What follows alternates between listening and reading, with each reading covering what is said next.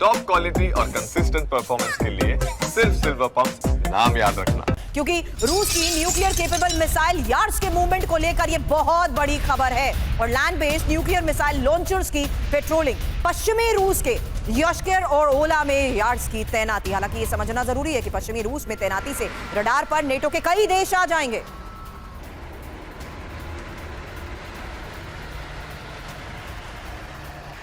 तो अब इंफॉर्मेशन रूस की न्यूक्लियर तैयारी के बारे में, क्योंकि नेटो से टेंशन के बीच रूस की न्यूक्लियर तैयारी को लेकर खबर बहुत बड़ी है और रूस की न्यूक्लियर केपेबल मिसाइल यार्ड्स के मूवमेंट को लेकर यह खबर आई है।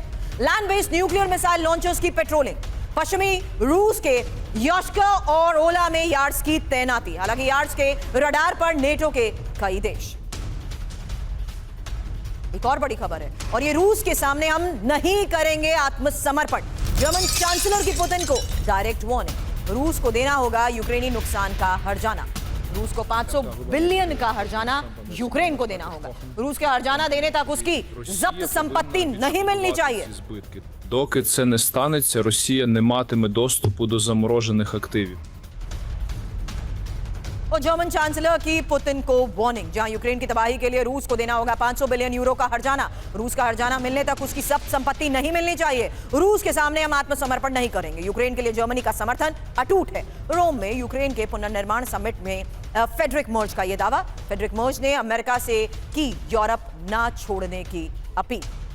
अब नेटो देश लिथुआनिया में भी ड्रोन हमले का अलर्ट। एक और खबर है, बॉम्ब शेल्टर में छिपे पीएम और संसद के स्पीकर। बेलारूस में ड्रोन ने लिथुआनिया का एयर स्पेस पार किया और नेटो के बाल्टिक एयर पुलिसिंग जेट ने उड़ान भरी है। लिथुआनिया बॉर्डर पर संदिग्ध ड्रोन भी गिरा है।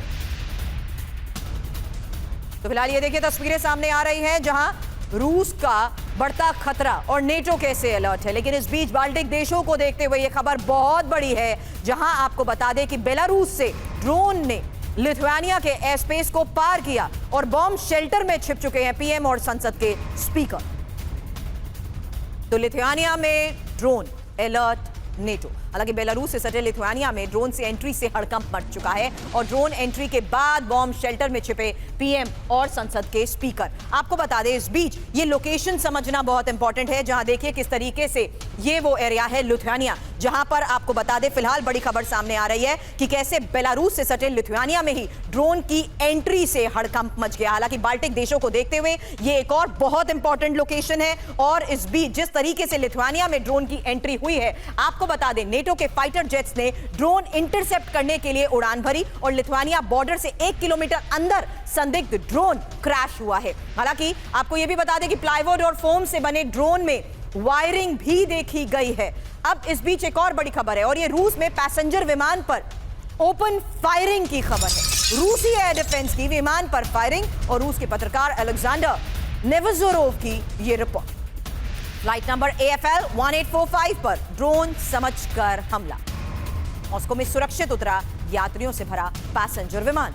भयंकर दुर्घटना से बचा मिस्र में मॉस्को आ रहा यह विमान।